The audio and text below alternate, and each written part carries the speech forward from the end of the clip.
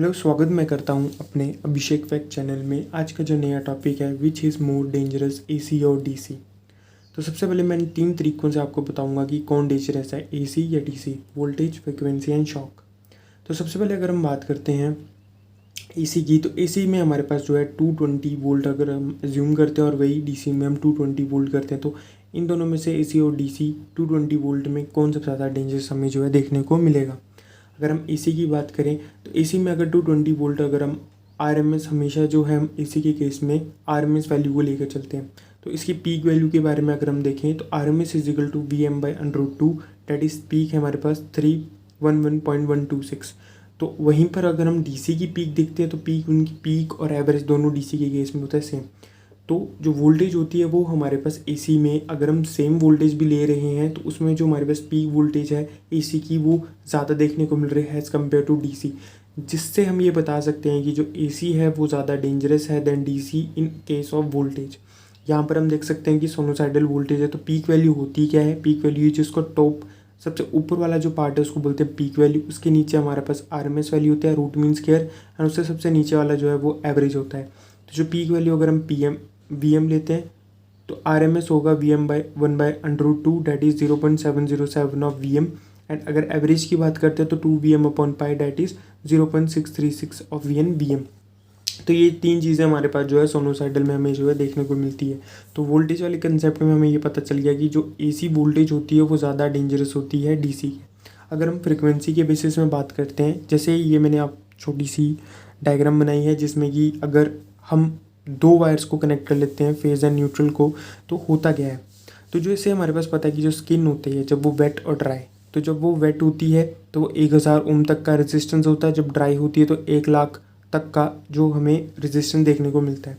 तो जो हमारी स्किन है वो एक तरीके से कैपेसिटर के जैसे बिहेव करती है। तब होता क्या है कि मैंने पहले भी एक वीडियो बनाई थी कि जो कैपेसिटर है उसमें से एसी और डीसी कौन ईजिली पास कर सकता है। तो मैं इसकी जो वीडियो है वो डिस्क्रिप्शन में आपको दे दूंगा। थोड़ा सा इसमें जो उसी वीडियो का थोड़ा सा जो कंसेप्ट है वो इधर हमने यूज़ किया है। जैसे कि हमने अगर डीसी की बात करें तो ये कैपेसिटिव इफेक्ट है। हमें पता है कि जो reactance of N capacitor 1/ω/c 2πfc। अगर हम डीसी के केस में हमें पता है कि फ्रिक्वेंसी हमारी होती नहीं है, तो फ्रिक्वेंसी अगर हम 0 लेंगे तो जो हमारे पास रिएक्टेंस है वो वहाँ पर इनफाइनाइट मिलेगा।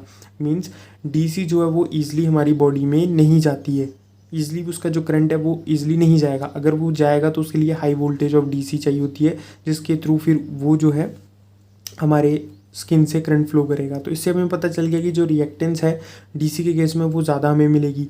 अगर हम एसी की बात करें तो हमारे पास जो फ्रिक्वेंसी होती है जनरली कितनी होती है, 50 to 60।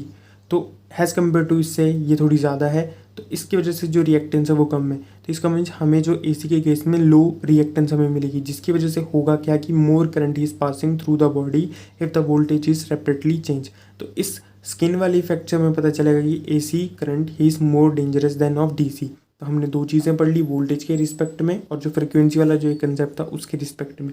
अगर हम बात करते हैं शॉक के रिस्पेक्ट में, अब हमें पता है कि जो डीसी की वजह से होगा क्या। अब जैसे ही हमारे पास अगर डीसी से शॉक लगता है तो उसमें जर्क एंड अनकंट्रोलेबल प्रोसेस हमें जो है देखने को मिलती है। इस अनकंट्रोलेबल प्रोसेस से होता क्या है कि जो मसल है वो become shorter and tighter with pulses and the victim away from the DC current and voltage source they touch. अब इसमें होता क्या है कि जो हमारे पास एक अनकंट्रोलेबल प्रोसेस हमें जो है डीसी के केस में देखने को मिलती है, जिसकी वजह से हमारी जो मसल्स होती हैं वो कभी शॉर्टर हो जाएगी, कभी टाइटर हो जाएगी, जिसकी वजह से होता क्या है कि वो डीसी करंट या वोल्टेज उस बॉडी को दूर फेंक देगा अपने से। पर एसी के केस में ऐसा नहीं होता है। तो एसी के केस में क्या होती है कि एक कंट्रोल तरीके से प्रोसेस होती है, जिसमें कि हमारे पास जो मसल्स है वो extended muscles contract with lead to freezing the victim. इसमें क्या होता है कि एसी के केस में हमारी जो करंट या वोल्टेज अगर हम टच हो जाते हैं उनसे, तो होता क्या है कि जो हमारी बॉडी को वो फ्रीज कर देता है, और जिसकी वजह से जो हमारी बॉडी है वो उस एसी वोल्टेज और करंट, उस करंट सोर्स के साथ जो है एक तरीके से फ्रीज फॉर्म में रहती है। तो वो हमें जो है दूर नहीं फेंकता है जैसे हमारे पास डीसी फेंकता है। तो इससे हमें ये पता चल जाता है कि शॉक की कंडीशन पे अगर हम डीसी के साथ टच होते हैं तो डीसी क्या करेगा कि एक अनकंट्रोलेबल प्रोसेस थी जिसमें, तो वो हमें जो है दूर फेंक देगा उस लाइन से जिसमें हमने उसको टच किया। बट एसी के केस में ऐसा नहीं होता है। एसी के केस में क्या होता है कि वो अपनी हमारी बॉडी को क्या कर देगा, फ्रीज कर देगा, जिसकी वजह से क्या होगा कि हमारी बॉडी जो है दूर नहीं जाएगी उस करंट सोर्स या एसी वोल्टेज से। तो इससे भी हमें पता चलता है कि जो एसी है वो बहुत ज़्यादा डेंजरस है। तो मैंने 3 तरीके आपको बताए, वोल्टेज का, स्किन वाला जो फ्रिक्वेंसी वाला कंसेप्ट एंड शॉक। तो इन तीनों तरीकों में हमें पता चला कि एसी जो है बहुत ज़्यादा डेंजरस होता है एज़ कम्पेयर टू डीसी।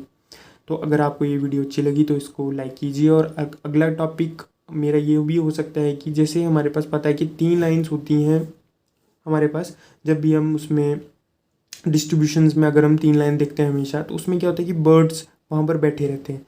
तो उन बर्ड्स को क्यों शॉक नहीं लगता है, अगर हम लाइन को टच कर लेते तो हमें क्यों शॉक लगता है? तो अगली वीडियो इसी के ऊपर होगी। तो इस मेरे चैनल में जो है बने रहें और like and share to my channel, Abhishek fact channel. Thank you.